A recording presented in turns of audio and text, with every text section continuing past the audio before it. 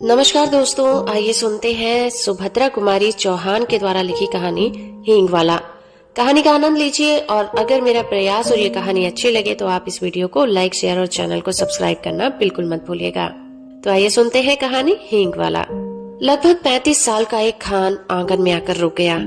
हमेशा की तरह उसकी आवाज सुनाई दी, अम्मा हींग लोगी? पीठ पर बंधे हुए पीपे को खोलकर उसने नीचे रख दिया और मॉल सीढ़ी के नीचे बने हुए चबूतरे पर बैठ गया। भीतर बरामदे से 9-10 वर्ष के एक बालक ने बाहर आकर उत्तर दिया, अभी कुछ नहीं लेना, जाओ।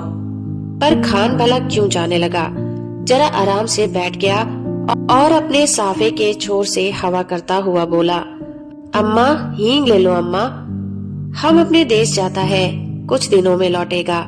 सावित्री रसोई घर से हाथ धोकर बाहर आई और बोली, हींग तो बहुत सी ले रखी है खान, अभी 15 दिन हुए नहीं, तुमसे ही तो ली थी। वो उसी स्वर में बोला, हेरा हींग है माँ, हमको तुम्हारे हाथ की बोहनी लगती है, एक ही तोला ले लो, पर लो जरूर। इतना कहकर फौरन एक डिब्बा सावित्री के सामने सरकाते हुए कहा, तुम और कुछ मत देखो माँ, ये हींग एक नंबर का है, हम तुम्हें धोखा नहीं देगा। सावित्री बोली, पर हींग लेकर करूंगी क्या, ढेर सी तो रखी है। खान ने कहा, कुछ भी ले लो अम्मा, हम देने के लिए आया है, घर में पड़ी रहेगी, हम अपने देश को जाता है, खुदा जाने कब लौटेगा। और खान बिना उत्तर की प्रतीक्षा किए हींग तौलने लगा। इस पर सावित्री के बच्चे नाराज हुए, सभी बोल उठे, मत ले माँ, तुम कभी न लेना, जबरदस्ती तौले जा रहा है। सावित्री ने किसी की बात का उत्तर न देकर हींग की पुड़िया ले ली। पूछा, कितने पैसे हुए खान? 35 पैसे अम्मा, खान ने उत्तर दिया। सावित्री ने 7 पैसे तोले के भाव से 5 तोले का दाम 35 पैसे लाकर खान को दे दिए। खान सलाम करके चला गया, पर बच्चों को माँ की ये बात अच्छी न लगी। बड़े लड़के ने कहा, माँ तुमने खान को वैसे ही 35 पैसे दे दिए, हींग की कुछ जरूरत नहीं थी। छोटा माँ से चिढ़कर बोला, दो माँ, 35 पैसे हमको भी दो, हम बिना लिए न रहेंगे। लड़की जिसकी उम्र 8 साल की थी बड़े गंभीर स्वर से बोली, तुम माँ से पैसा न मांगो, वह तुम्हें न देगी, उनका बेटा वही खान है। सावित्री को बच्चों की बातों पर हंसी आ रही थी। उसने अपनी हंसी दबाकर बनावटी क्रोध से कहा, चलो चलो, बड़ी बातें बनाने लग गए हो, खाना तैयार है, खाओ। छोटा बोला, पहले पैसे दो, तुमने खान को दिए हैं। सावित्री ने कहा, खान ने पैसे के बदले में हींग दी है, तुम क्या दोगे? छोटा बोला, मिट्टी देंगे। सावित्री हंस पड़ी, अच्छा चलो, पहले खाना खा लो, फिर मैं रुपया तुड़वाकर तीनों को पैसे दूंगी। खाना खाते खाते हिसाब लगाया, तीनों में बराबर पैसे कैसे बटे। छोटा कुछ पैसे कम लेने की बात पर बिगड़ गया, कभी नहीं, मैं कम पैसे नहीं लूंगा। दोनों में मारपीट हो चुकी थी। दोनों में मारपीट हो चुकी होती यदि मुन्नी थोड़े कम पैसे लेना स्वयं स्वीकार न कर लेती। कई महीने बीत गए, सावित्री की सब हींग खत्म हो गई। इस बीच होली आई।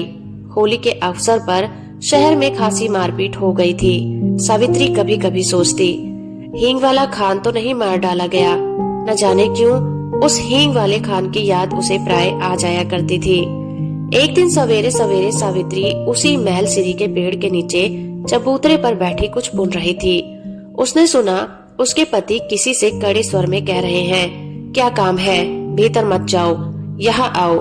उत्तर मिला, हींग है, हेरा हींग। और खान तब तक आंगन में सावित्री के सामने पहुंच चुका था। खान को देखते ही सावित्री ने कहा, तुम बहुत दिनों में आए खान, हींग तो कब की खत्म हो गई। खान बोला, अपने देश गया था अम्मा, परसों ही लौटा हूँ। सावित्री ने कहा, यहाँ तो बहुत जोरों का दंगा हो गया है। खान बोला, सुना, समझ नहीं है लड़ने वालों में। सावित्री बोली, खान तुम हमारे घर चले आए, तुम्हें डर नहीं लगा? दोनों कानों पर हाथ रखते हुए खान बोला, ऐसी बात मत करो अम्मा, बेटे को भी क्या माँ से डर हुआ है जो मुझे होता। और इसके बाद ही उसने अपना डब्बा खोला और एक छटांग हींग तोलकर सावित्री को दे दी। रेजगारी दोनों में से किसी के पास नहीं थी। खान ने कहा कि वो पैसा फिर आकर ले जाएगा। सावित्री को सलाम करके वो चला गया। इस बार लोग दशहरा दूने उत्साह के साथ मनाने की तैयारी कर रहे थे। 4 बजे शाम को माँ काली का जुलूस निकलने वाला था। पुलिस का काफी प्रबंध था।